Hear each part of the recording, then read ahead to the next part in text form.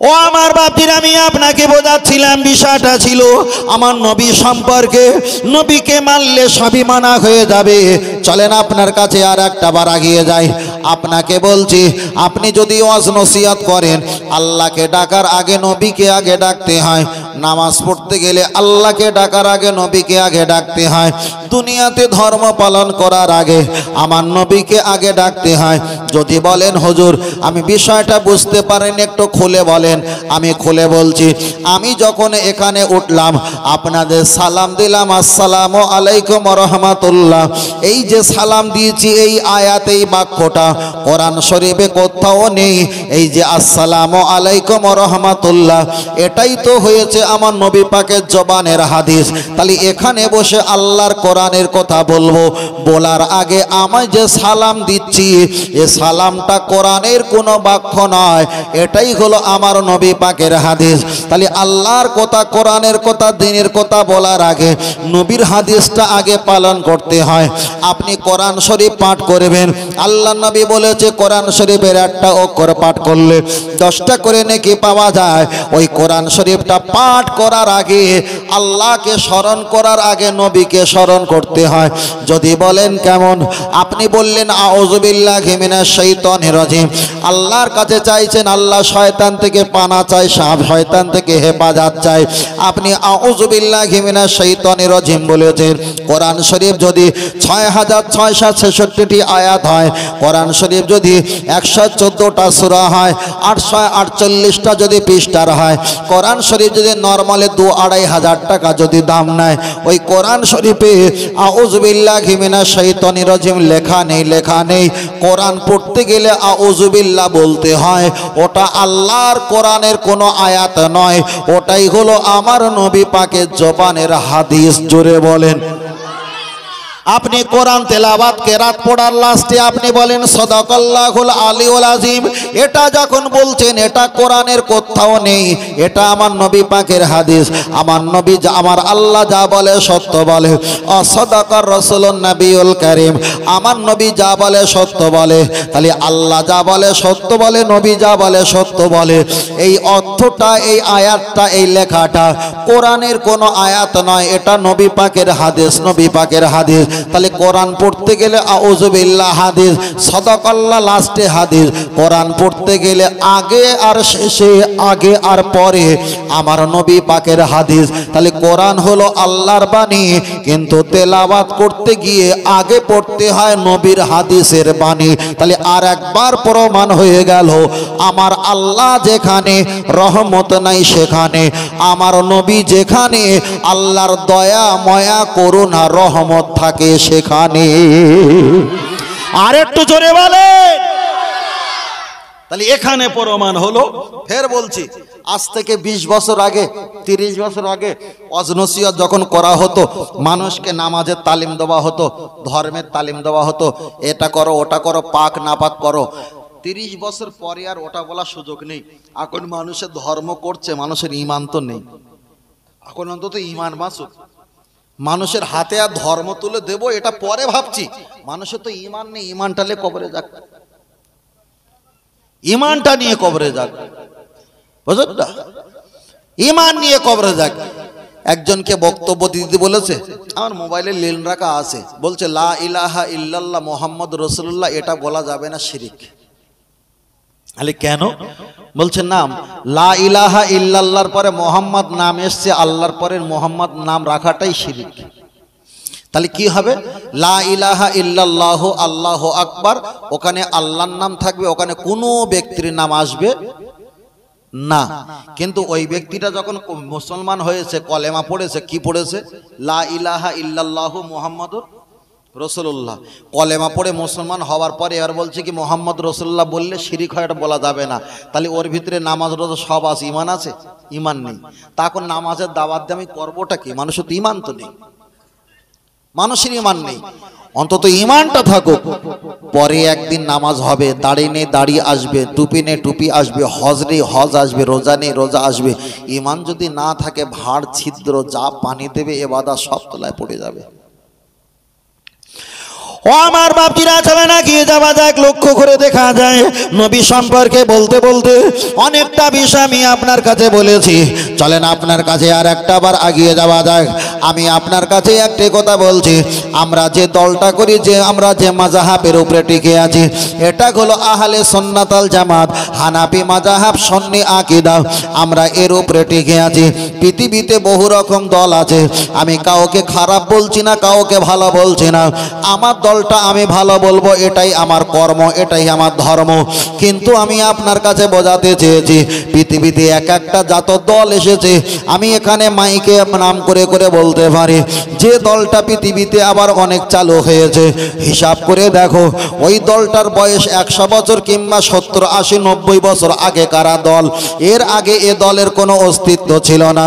আর একটা নতুন করে দল এসেছে, ওই দলটার বয়স হয়তো 150 বছর, এর আগে দলটা ছিল না। পৃথিবীতে যত রকমের দল আছে, সব দলগুলো মানুষের বানানো, মানুষের বানানো। তার ভিতরে একটা নাম বলি আমি আপনাদের কাছে, একজন নাম দিয়েছে, আমরা হলাম আহলে কোরআন। শুনতে কতটা ভালো লাগে, কিন্তু আহলে কোরআন নবী আমার নাম দিয়ে যায়নি, ওটাই তো মানুষের বানানো দল। আর একজন দল নিয়েছে, আমরা হলাম আহলুল হাদিস। আহলুল হাদিস নবী বিদায় হজে কোনো দলের নাম ঘোষণা করেনি, এটাই তো মানুষের বানানো দল। এমন করে যত দল আছে সব মানুষের বানানো দল, কিন্তু আমরা যে আহলে সুন্নাত ওয়াল জামাত যে দলটার উপরে আছি, এটাই তো আল্লাহর ঘোষিত দল, এটাই তো আমার নবীর মনোনীত দল, এটাই তো সাহাবাদের দল, এটাই তো জান্নাতি দল। তবে আল্লাহর ইবাদত, নবীর মোহাব্বত, কোরআন তিলাওয়াত, মা বাপের খেদমত, একটাই দল জান্নাত, ওই দলটার নাম হলো আহলে সুন্নাত ওয়াল জামাত। আর একটু জোরে হবে না? একটাই দল জান্নাত। তোমার দোকানের, আমার দোকানে ব্যানার আছে খুব দামি, একটা দোকানে দেওয়া আছে না ব্যানার, মানে ফেস্টন, যেখানে লেখা থাকে না যে এটা হলো উমুক বস্ত্রালয়, মানে কি জামা কাপড় পাওয়া যাবে, জামা কাপড় পাওয়া যাবে। একজন নাম দিয়েছে উমুক গার্মেন্টস, ওখানেও জামা কাপড় পাওয়া যাবে। এই নামগুলো হলো সব মানুষের দেওয়া নাম। ও দোকানে ঢুকলে আপনি নিজেকে বাপের নামে দোকানে নাম দেয়, কেউ মায়ের নামে নাম দেয়, কেউ ছেলের নামে নাম দেয়। এগুলো হলো নিজের বানানো, ঠিক না বেটি? বানানো তো।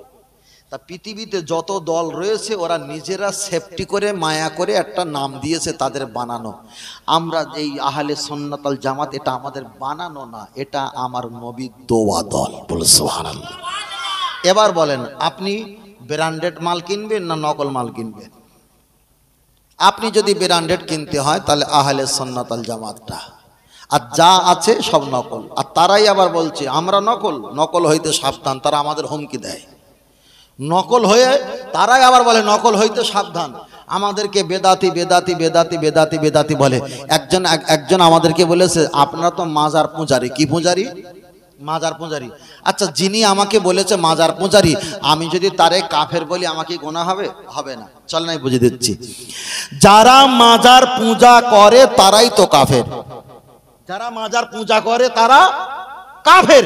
আমরা মাজার পূজা করি না, আমরা মাজার জিয়ারাত মানে দর্শন, জিয়ারাত মানে দর্শন, জিয়ারাত মানে দর্শন।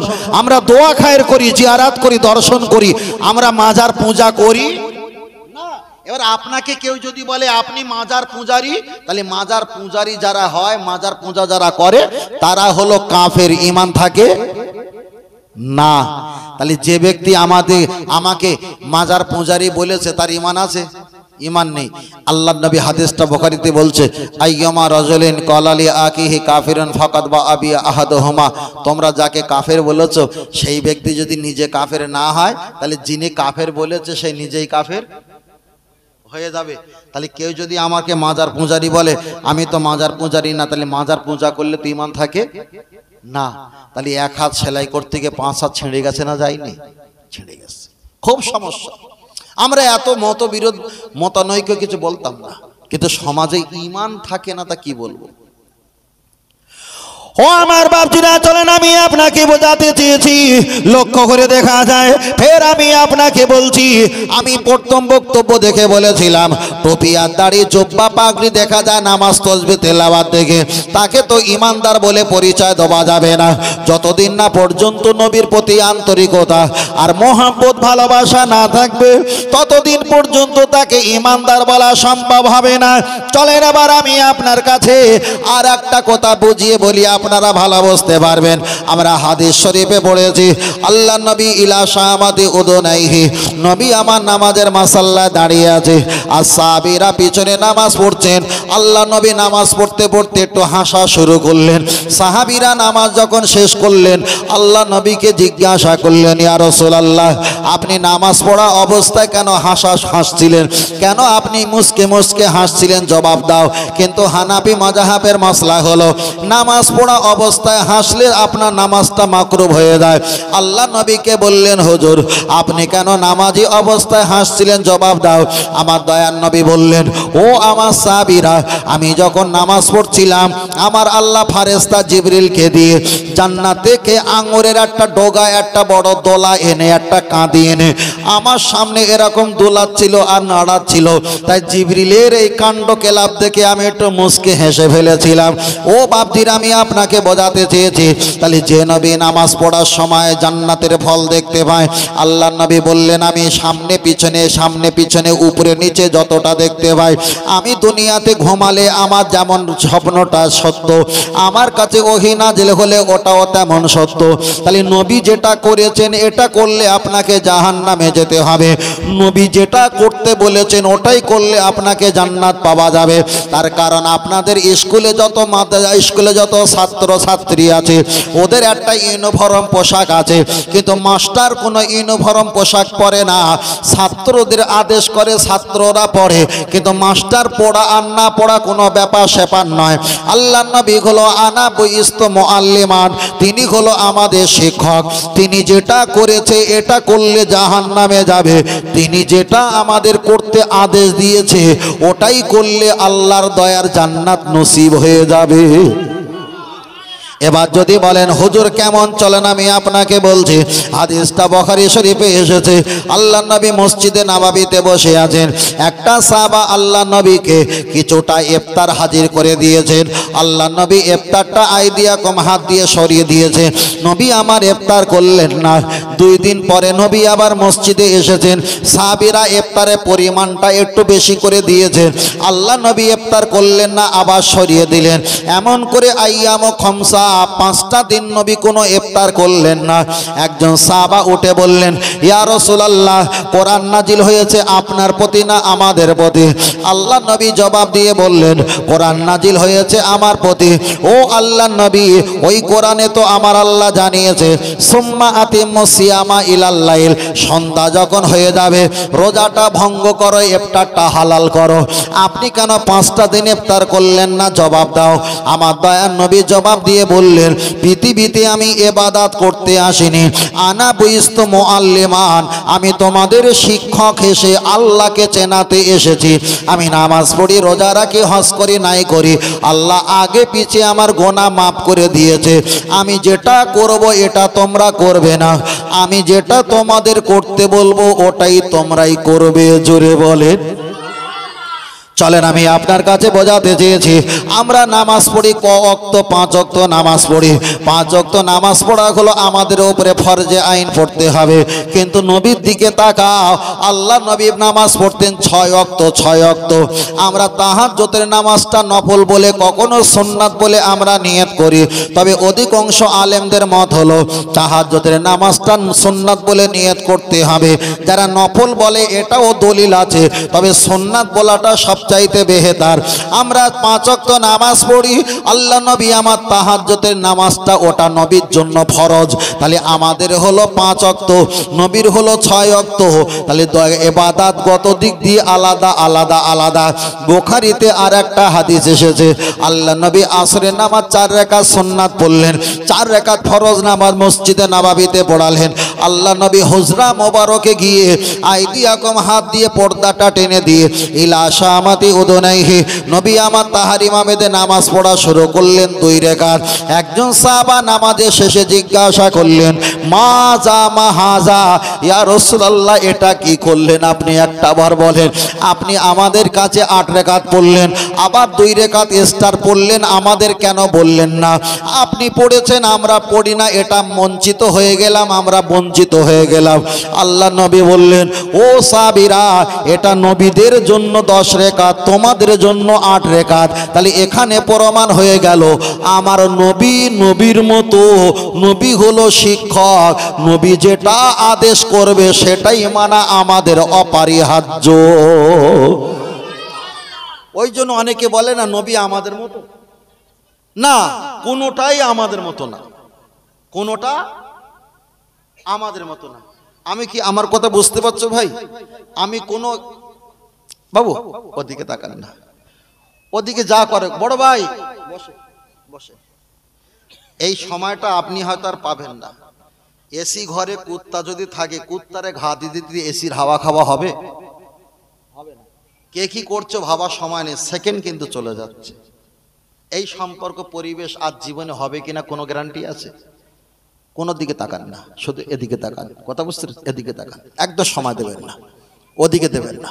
আল্লাহ ও আমার বাপজির, আমি আপনাকে বোঝাতে চেয়েছি, আমি আপনার কাছে একটা বার বললাম, এবার ছেলে দেখা যায় নবী সম্পর্কে বলছিলাম। চলেন এবার আপনার কাছে আর একটা মশলা বলি। মশলাটা আমি বলতাম না, ঝট করে বেরিয়ে গেছে। বড় ভাইয়ের দিকে তাকিয়ে বলি, আল্লাহ নবী হাদিস শরীফে বলেছে আন-নিসাউ হাওয়ালাতি শায়াতিন। ও আমার সাহাবীরা জেনে রেখে দাও, পৃথিবীর জমিনে যত মুআন্নাস আওরাতুন নারী জাত আছে, ওদেরকে তোমরা সহজে ভালো বলবে না, ওরাই হলো শয়তানের জাল।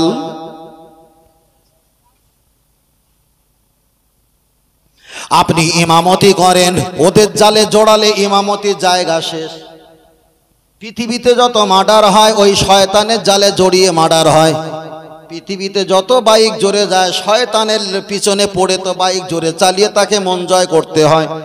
পৃথিবীতে ছেলেরা যত সাজুগুজু করে ওই শয়তানের জালে জড়িয়েছে, তাদের মন ভোলানোর জন্য সাজুগুজু করতে হয়।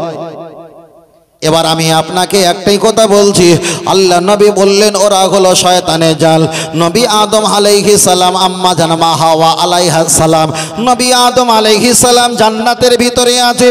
ইবলিস আজাজিল তো যদি নবী আদমকে বলে তুমি বার হও, নবী আদমে একটা চড় মারলে ইবলিস 90 বছর দাঁত লেগে যাবে। কি করলেন? জানলার কাছে গুনগুন করে কান্না শুরু করে দিয়েছে, বানিয়ে বানিয়ে সুর করে কাঁদে। জানলা দিয়ে মা হাওয়া নারী জাত শুনেছে, খুব ভালো লেগেছে। জিজ্ঞাসা করলো কাইফা হালুকা, কি খবর?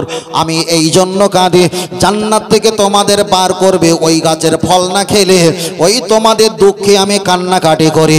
ছলে বলে কলে কৌশলে সংক্ষেপে করে বলছি, মা হাওয়াকে একবার ফল খাবিয়েছে তিতো, একবার খাল খাবিয়েছে টক, আর একবার ফল খাবিয়েছে নোনতা, আর একবার ফল খাবিয়েছে মিষ্টি। এমন করে খমসা 5 বার খাবিয়েছে।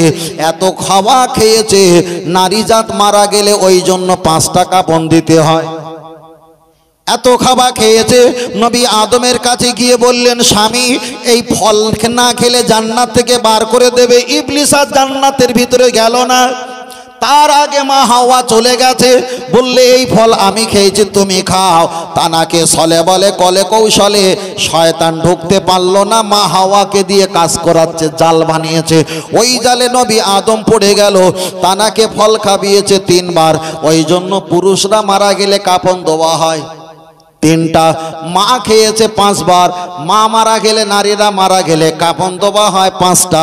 ওই জন্য আর একটা মশলা বলি, আপনার বাড়িতে ছেলে আর মেয়ে আছে ছোট ছোট, কিংবা বড় ছেলে যদি প্রস্রাব করে 3 বার ধৌত করলে ওই কাঁটা পরিষ্কার হয়ে যাবে। আর মেয়ে যদি প্রস্রাব করে খমসা তোমাকে 5 বার ধৌত করতে হবে, নইলে ওটা নাপাক থেকে পাক হওয়া সম্ভব নয়। কেন? ওদের নাপাকের ভাগ বেশি, ওরা তো 5 বার খেয়েছে। নবী আদম মা হাওয়া আলাইহিস সালাম জান্নাত থেকে যখন বার হচ্ছিলেন, নবী আদম মা হাওয়া আলাইহিস সালাম জান্নাত থেকে বার হওয়ার সময় মা হাওয়া আমাদের আম্মা জান জান্নাতের একটা হাজারা একটা দেখা যায় একটা গাছের একটা ডগা ঠাস করে ছেড়েছে, টস টস করে আটা ঝরা পড়া শুরু হয়েছে। আমার আল্লাহ বললেন, নবী আদম তুমি দেখতে পাও তোমার স্ত্রী বিনা কারণে জান্নাতের ডগা টেনেছে আর টস টস করে আটা ঝরে, আমি আল্লাহ রেগে গেছি, গজব দেবো। আল্লাহকে বললেন, আল্লাহ আপনি ক্ষমা করো, আমার স্ত্রীকে গজব দিও না।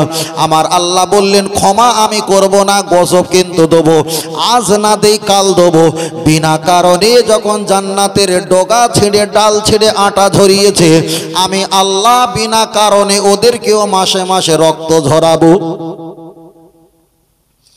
চলেন আমি আপনার কাছে বলছি, আর একটা আগিয়ে যাওয়া যায়।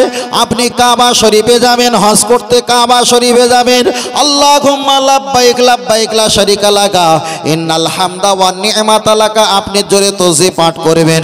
ও আমার দাদু ভাই, আপনি জোরে পাঠ করবেন, দরুদ শরীফ পাঠ করবেন, তাকবীর পাঠ করবেন। আপনার আওয়াজটা সামনে পিছনে ডাইনে বাঁয়ে যত মানুষ আছে শুনবে, কোনো সমস্যা নেই।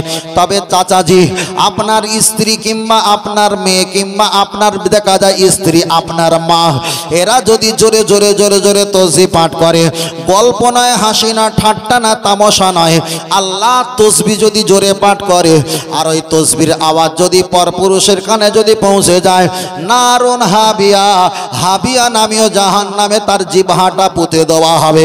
তাহলে যে কাবায় নামাজ পড়লে 1 লক্ষ রাকাতে সওয়াব পাওয়া যায়, যে কাবায় গেলে জীবনের গুনাহ মাফ হয়ে যায়, যে কাবায় আল্লাহর কোরআন নাজিল, যে কাবায় জীবনের গুনাহটা আল্লাহ ক্ষমা করে দেয়, যে কাবাতে শরীফাতে আল্লাহু আকবার বলে নামাজ আদায় করি, ওই কাবা শরীফে গল্প নয়, হাসি না, ঠাট্টা নয়, আল্লাহ তাসবিহ জোরে পড়ে অপুরুষ ব্যক্তির কানে পৌঁছে দিলে তার জিহ্বাটা নিয়ে যদি আল্লাহ জাহান্নামে যদি পুঁতে দেয়, এটা তো কাবার এলাকায় নয়। তাহলে এখানে জোরে জোরে গল্প করতে এসে, 1 হাত সেলাই করতে এসে 5 হাত ছিঁড়ে বাড়ি যাবাই কাজ।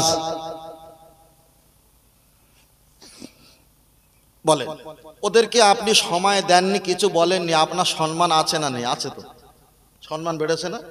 কিছু বলার দেন, আপনার কাজ আপনি করেন, ওনার কাজ উনি করেন। তবে ভালো জাতের বেগুন যদি হয়, পয়লের আগুন একটু দিয়ে দিলে সিদ্ধ হয়ে যায়, ছানা করে ভর্তা করে খাওয়া যায়।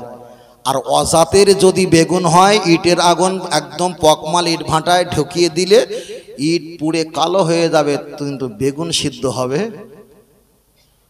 যদি বংশ ভালো হয়, রক্ত ভালো হয়, খানদান ভালো হয়, এই কথায় চুপ থাকবে। আর যদি কথা বলে, তাহলে মনে করতে হবে ও রক্ত খানদানের সমস্যা আছে। আচ্ছা, আপনি মনে করছেন আমাদের জবানটা খুব ভালো? আমাদের তো বক্তব্য করা কাজ না, আমরা জানি কোন জায়গায় কি করতে বলতে, কিছু বলার নেই। তবে মায়েদের কাছে তো একটু গল্প হয়, ওনাদের পাশে ছোট ছোট বাচ্চা ছেলে থাকে, মেয়ে থাকে, ওরা একটু গল্প গুজব করে নেয়। তবে এখন যদি এই অবস্থা হয়, জলসা হয়ে যাবার পরে এরা মোবাইলে যে জোরে কথা বলে, আমার মন বলে 2-4টে এলাকার লোক শুনতে পায় নাকি? এরা মোবাইলে যেভাবে কথা বলে 2-4টে এলাকার লোক শুনতে পায়। আল্লাহ ওদেরকে হেদায়েত দান করুক, বলুন আমিন। আর একটু জোরে বলেন আল্লাহুম্মা। পৃথিবীতে খাজা হুজুর আর জন্মাবে না। কেন জন্মাবে না? খাজা হুজুর পীরকেল রহমাতুল্লাহ আলাইহির মা ছিল, ওই মা পৃথিবীতে নেই। কথা বোঝাতে পারছি? বড় পীর সাহেব রহমাতুল্লাহ আলাইহি আর পৃথিবীতে ওই রকম পীর আর জন্মাবে না। কেন? ওনার যে মা ছিল, ওই মা যে কারখানা প্রোডাক্ট, ওই মা আর পৃথিবীতে হয়তো নেই। যদি খাজা হুজুরের মায়ের মতো, বড় পীর সাহেব হুজুরের মায়ের মতো মা যদি আরো যদি আমরা পৃথিবীতে পেতাম, পুরো বারাবার না হলে কিছুটা আল্লাহর ওলি আমরা পেতাম। কিন্তু মা খারাপ, প্রোডাকশনগুলো যা কারখানা থেকে কোম্পানি থেকে যা বার হচ্ছে সব কোটা রিজেক্ট। সকাল ছোট বাচ্চা কান্নাকাটি করছে, মোবাইলটা ছেড়ে দিয়েছে, এরকম টান দিচ্ছে, গড়গড় করে বার হচ্ছে। গড়গড় করে বার হয় না? এরকম টান দিলে হু করে বার হয়। ছেলেও চুপ, ছেলের মাও চুপ, ছেলের বাপও চুপ, কোনো আওয়াজ নেই, সব ইতিকাব করছে। আল্লাহ, চলেন আমি কি আর 2-1 মিনিট ওদিকে যাব? আর বেশি যাওয়ার দরকার নেই না? হয়ে গেছে। আর না তো ওপারে গেলে আবার হয়তো ঘন্টাঘটি হয়ে যাবে, ওদিকে যাওয়ার দরকার। ভাইজান বারণ করেছে, তাহলে ওপারে গিয়ে দরকার নেই, আমরা যে পারে আছি এই পারে থাকি।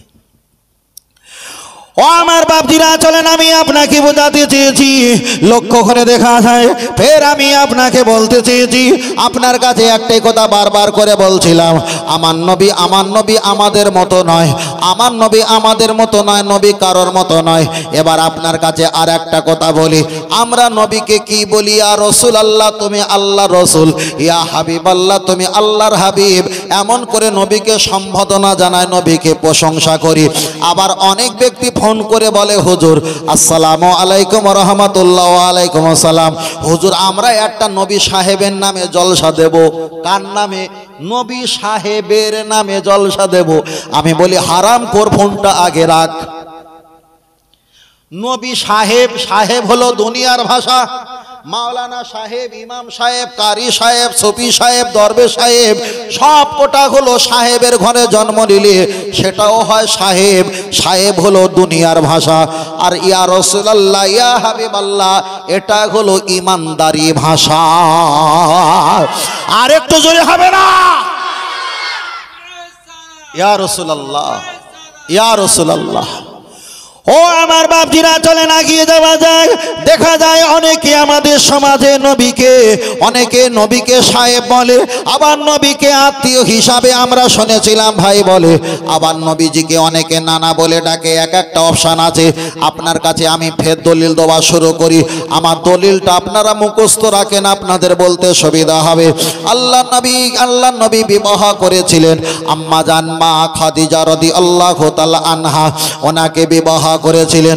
ওনার একটা মেয়ে ছিল আম্মাজান মা ফাতেমা রাদিয়াল্লাহু তাআলা আন। আম্মাজান মা ফাতেমাকে বিবাহ করেছিলেন মাওলা আলী শেরে খোদা কাররামাল্লাহু ওয়াজহাহু। তাহলে নবীর মেয়ে যখন হযরত আলী হুজুর বিয়ে করেছে, আমার নবীকে কি বলে ডাকবে? আলী হুজুর। শ্বশুর আব্বা বলে তো ডাকা দরকার ছিল। সত্যকারে তো শ্বশুর আব্বা হয়, কিন্তু তাফসীর কারকেরা ব্যাখ্যা করে বলেছেন, আলী হুজুর যতদিন পৃথিবীতে বেঁচে ছিল আল্লাহ নবীকে একবার শ্বশুর আব্বা বলেনি। যতবার এসেছে আসসালাতু ওয়াসসালামু আলাইকা ইয়া রাসূলুল্লাহ, ইয়া হাবিবাল্লাহ, কাইফা হালুক, আপনি কেমন আছেন? আল্লাহ নবীকে সালাম দিয়ে ইয়া রাসূলুল্লাহ, হাবিবাল্লাহ বলে ডেকেছেন। সত্যকারে তো শ্বশুর হয়, কেন? শ্বশুর হলো দুনিয়ার ভাষা। শ্বশুর বলে একবারও ডাকাডাকি করলেন না। চলেন দ্বিতীয় নাম্বার, আল্লাহ নবী আর একটা মেয়েকে বিবাহ করেছিলেন। ওই আম্মাজানের নাম হলো আম্মাজান হাফসা রাদিয়াল্লাহু তাআলা আনহা। আম্মাজান হাফসার আব্বাজির নাম হলো হযরতে ওমরে ফারুক রাদিয়াল্লাহু তাআলা। ওমর ফারুক যতদিন নবীর বাড়িতে আসতেন ইয়া রাসূলুল্লাহ, হাবিবাল্লাহ বলে ডাকতেন। নিজের মেয়ে বিবাহ করেছেন, আল্লাহ নবীকে অবশ্যই জামাই বলে ডাকতে পারতেন। ও জামাই মোহাম্মদ কেমন আছো, এরকম কথা একবারও বলল না। ইয়া রাসূলুল্লাহ, হাবিবাল্লাহ বলে আল্লাহ নবীকে সম্বোধনা করে ডাকাডাকি করেছেন।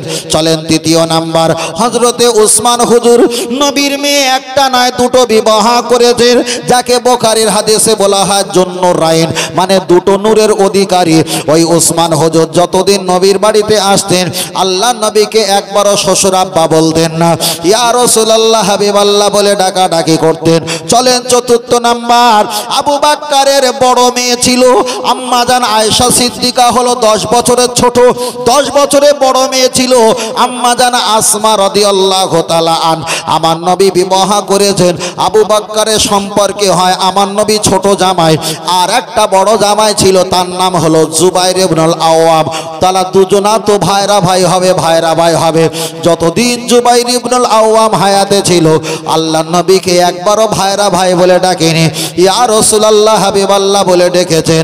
নবী পাক যাকে জেশের বলে ডাকবে, নিজের স্ত্রীর 10 বছরের বড় যে বোন আম্মা জান আসমা, আল্লাহ নবীকে তো দুলা ভাই বলে ডাকা দরকার ছিল, একবারও দুলা ভাই বলে ডাকেনি, ইয়া রাসূলুল্লাহ, হাবিবাল্লাহ বলে ডেকেছেন। আবু বকরের আর একটা বড় নাতি ছিল, নাতিটার নাম হলো আব্দুল্লাহ ইবনে জুবাইর। 52 বছর হায়াতে বেঁচে ছিল। দয়ার নবীকে তো খালু বলে ডাকা দরকার ছিল, একবারও খালু বলে ডাকেনি। তাহলে আবু বকর দয়ান নবীকে শ্বশুর দেখা যায় জামাই বললেন না, হযরতে ওমর ফারুক নবীকে জামাই বলে একবারও ডাকলেন না, উসমান হুজুর শ্বশুর বলে ডাকলেন না, আলী হুজুর শ্বশুর বলে ডাকলেন না, এদিকে জুবাইর ইবনুল আওয়াম ভাইরা ভাই বলে ডাকলেন না, আম্মা জান আসমা দুলা ভাই বলে ডাকলেন না, আব্দুল্লাহ ইবনে জুবাইর নবীকে খালজি বলে ডাকলেন না। যতবার দেখা হয়েছে সালাম দিয়ে ইয়া রাসূলুল্লাহ হাবিবাল্লাহ বলে ডেকেছে। তাহলে নবী সাহাবারা যদি নবীকে ইয়া রাসূলুল্লাহ বলে ডাকে, আর যারা দাওয়াত করার সময় বলে নবী সাহেবের জন্মদিন পালন করব, তাহলে ও দাওয়াতে তো প্রস্রাব ফিরে দেওয়াটাই তো ভালো। কথা বুঝতে পারেননি? ও দাওয়াতে প্রস্রাব ফিরে দেওয়াটাই ভালো। তার কারণ ওদেরকে যেভাবে আলেমরা হুজুরা শিখিয়েছে ওরা সেভাবে শিখেছে। যদি আমাদের মতো ছোট ছোট ছোট ছোট করে বলতো, অন্তত ভালো না বুঝতে পারলে অন্তত ওই জায়গা থেকে ওরা বেঁচে যেত। অনেক জায়গায় অনেক জায়গায় অনেক জায়গায় একজন আমাকে বলছে, হুজুর একটা কথা বলবো। বলো। তা বলছে, হুজুর কিছু মনে করবে না, নবী মুহাম্মদ সাল্লাল্লাহু আলাইহি ওয়াসাল্লাম কিয়ামতের দিন কি আমাদের শাফাত করবে? তাইলে হ্যাঁ। তা বলছে, একটা হুজুর বলেছে নবী মুহাম্মদ সাল্লাল্লাহু আলাইহি ওয়াসাল্লাম কিয়ামতের দিন শাফাত করতে পারবে না, তার নিজের টেনশন নিজে থাকবে। আমি বললাম তাই? বলে কে? তা আমার মোবাইলে ওয়াজটা শোনাচ্ছে, আমি নাম নিচ্ছি না। তাই বললাম উনি যেটা পড়েছে উনি বলছে, আমি যেটা পড়েছি আমি বলছি, এবার আপনি কোনটা নেবেন? কোন দোকানের মাল খাবেন? ও একরকম মাল বিক্রি করছে প্রোডাক্ট, আমি একরকম প্রোডাক্ট মাল বিক্রি করছি, তা আপনি কোনটা নেবেন? যদি ওটা নেন ওটা নেন, যদি আমারটা নেন আমারটা নেন, তবে এক দোকানের মাল না খাওয়াই ভালো। দোকান চেঞ্জ করলে কাস্টমার ঠকা হাত থেকে বেঁচে যায়, ঠিক না বেঠিক? ঠকার হাত থেকে বেঁচে যায়। আমি বলছি শোনেন, শুধু নবী আমাদের শাফাত করবে এটা শেষ নয়, নবী হয়ে আরো নবীদের শাফাত করে জান্নাতে নিয়ে যাবে। জোরে বলে আল্লাহ কিয়ামতের দিন জিজ্ঞাসা করবে নবী মুসা আলাইহিস সালামকে, নবী মুসা, সবচাইতে নবী মুসা আলাইহিস সালাম আমার নবী আমার আল্লাহর সঙ্গে কথা বেশি বলেছে, সবচাইতে বেশি কথা বলেছে। এটা কথাটা খারাপ লাগবে না, তবে একটু বলি, খেয়াল করে রাখবেন কেমন কথা বলেছে। আল্লাহর নবী মুসা একসময় আল্লাহকে বলছে, আল্লাহ আমি স্বামী স্ত্রী ঘুমিয়ে থাকি আপনি দেখেন? আল্লাহ বলছে, পাগল আমি দেখিনি মানে? আমি সব দেখতে পাই। না আল্লাহ, আমি স্বামী স্ত্রী যখন ঘুমিয়ে থাকবো আল্লাহ তুমি তাকাবে না, আমার লজ্জা লাগে। এই তো হাদিসের টিকা এসেছে। তা আল্লাহ বলছে, ঠিক আছে নবী মুসা আলাইহিস সালাম, তোমরা স্বামী স্ত্রী দুজন ঘুমিয়ে থাকবে, আমি আল্লাহ তাকাবো না? তোমরা থাকো, তোমরা যখন জায়গা থেকে পরিবর্তন হবে তখন আমি আল্লাহ তাকাবো। বলে হ্যাঁ আল্লাহ তাই। ওনার স্বামী আর স্ত্রী এক রাত ছিল, আল্লাহ ওদিকে একদম নজর দেয়নি, খেয়াল করেনি। রাতের বেলা ওনার স্ত্রী জেন পেয়ে উলমাত পাগল শুরু হয়ে গেছে। আল্লাহকে বলছে, আল্লাহ আপনি আমার দিকে রহমত নজরে তাকা। বলছে কেন? আমার স্ত্রী পাগল হয়ে গেছে। আল্লাহ বলছে, নবী মুসা রে, আমি তো আল্লাহ রহমতের নজরে তাকাই বলে তোমরা তো সুস্থ হালাতে বেঁচে থাকো। আমি যখন রহমত নজরটা যখন ফিরে নিয়েছি, জেন খব্বিশ এসে অ্যাটাক করেছে। তাহলে আমার আল্লাহ পাহাড়ের ভিতরে পিপিলিকা, নাম পিপিলিকা যদি হেঁটে হেঁটে যায় তার পায়ের আওয়াজও আল্লাহ শোনে, আল্লাহ তার দিকে রহমতের নজরে তাকায়। বলুন সুবহানাল্লাহ।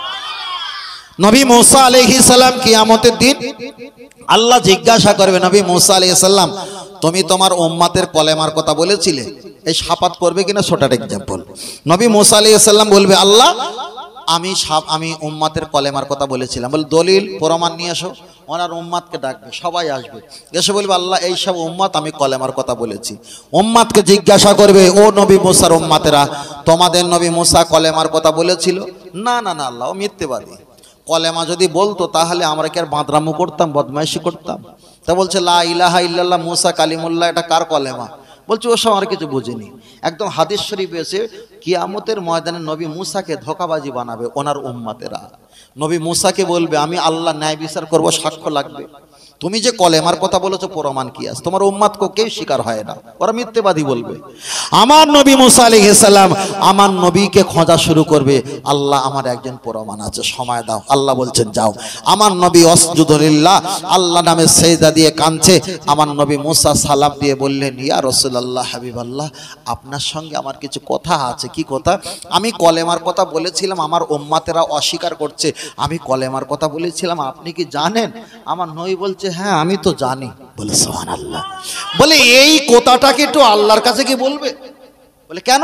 বলে আল্লাহটা প্রমাণ চায়, যে প্রমাণ দিলে আমি একটু নাজাত পাবো না, আমার অবস্থা খুব খারাপ।